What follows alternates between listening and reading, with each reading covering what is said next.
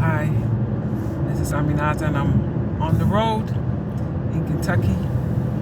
And as promised, I was going to share some things. And so I've had some criticism even before I did that post about this concept of acknowledging joy and love and compassion. And some people are actually really bothered by that. And so maybe before I even start with these posts, I need to clarify. And I don't mind. I'm not speaking to convince anybody to think differently. I'm just hoping to contribute something, maybe to perhaps if people think, to add to the conversation.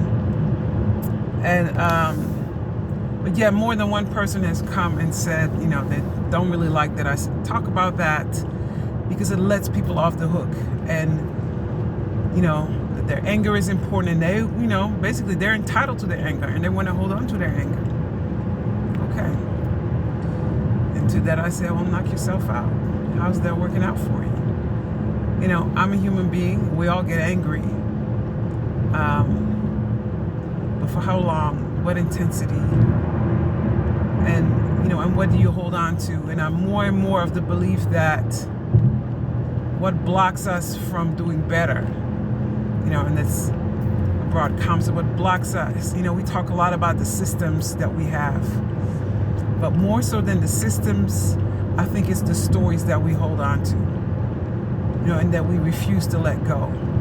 And so some of the anger we carry is because what has been done to us, and not yesterday, but I don't know how many years ago.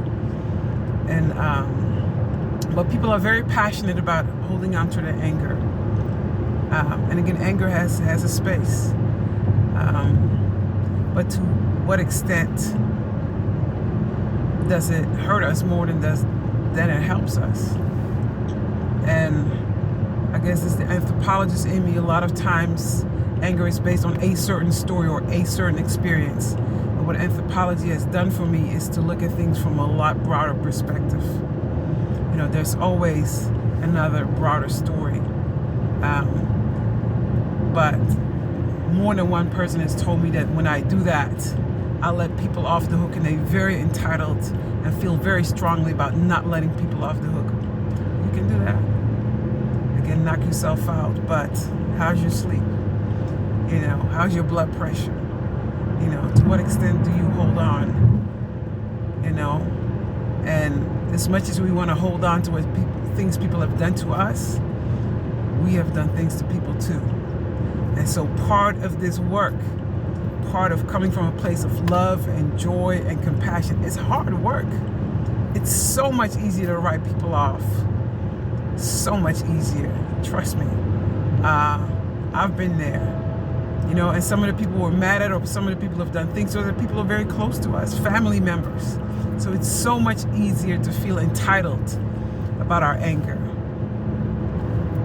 But people are limited.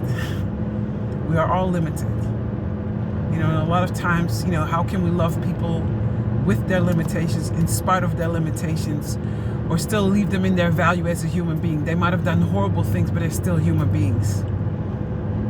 And again, this comes from my perspective, the fact that we're all connected. So you can write people off, but no matter who it is, that person is connected to you. So as you write people off, you cut off a piece of yourself too. But anyway, I don't want to make this a very long post.